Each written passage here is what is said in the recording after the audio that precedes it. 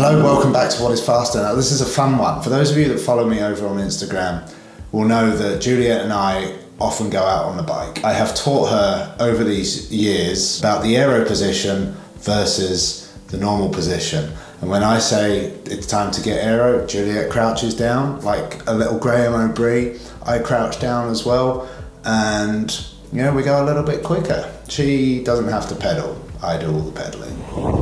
Hey Juliette, are you ready for this aero? Are you pedaling really fast? Yes. You're doing big pedals, yeah? Big pedal. Big pedals. Got me thinking. I wonder how much faster the aero position really is. And, as luck would have it, we went to a wind tunnel and we tested exactly that. So we're doing the important stuff here at the wind tunnel. We are testing Juliette and my aero position versus regular riding position to see if we can bring that school run time down by a couple of minutes. Unfortunately, Juliette could not be here today because her schedule is far too busy.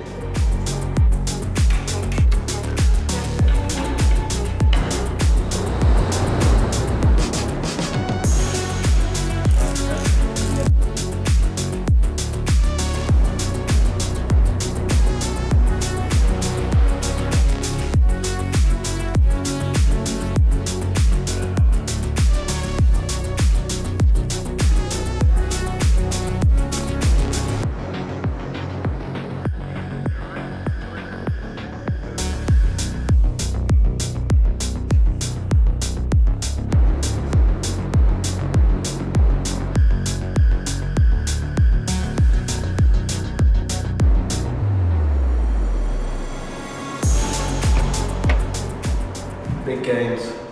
Okay, so what did we learn? Well, we learned that the aero position is faster than the upright position. And it's not perhaps that surprising, given when we look at these pictures of the frontal area, we can see that actually frontal area is significantly smaller in the aero position. What I've learned over the years is smaller doesn't necessarily mean faster, but it doesn't often mean that it isn't either. The helmet's being the obvious one. Sometimes a larger helmet makes things more aerodynamic, but in this case, that is not the case. It is the biggest difference I've ever seen in a wind tunnel. It could be the biggest difference that the tunnel has ever seen. It was a whopping 15.75% difference. And for those that want to know the actual CDA figure, it went from 0.609 in the upright position to 0.513 in the aero position. And for those of you wondering how that translates to a regular riding position, that is another video that's coming, but a normal optimized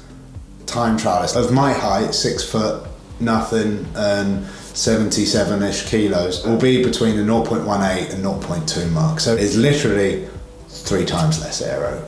My maths leave something to be desired. Now I know what you're thinking, what does that mean in the real world? Well, I'm glad you asked, and if we were to do the time trial championships of Great Britain in 2022, which was up in Scotland, it took me 53 minutes on a time trial bike. I'm not going to go into the length of time it would have taken on this setup. Again, that is going to be another video. Had we ridden that race in the aero position versus the upright position, there would have been a 7-minute difference in our finishing time. And just for fun, I worked out on our school nursery run what the saving would have been using some highly rudimentary mathematics. And it's roughly a 3.5 mile commute. It takes us roughly 14 minutes. And to adopt the aero position, we would shave a whole 55 seconds off of that time. So how could we improve? Well, I think the good thing is there's plenty of potential, loads of potential in fact. We could both wear skin suits, both wear aero helmets, both wear aero socks. I think we'd see a significant gain there. I mean, Kids Ride Shotgun could work out how to actually utilize toddler pedal power,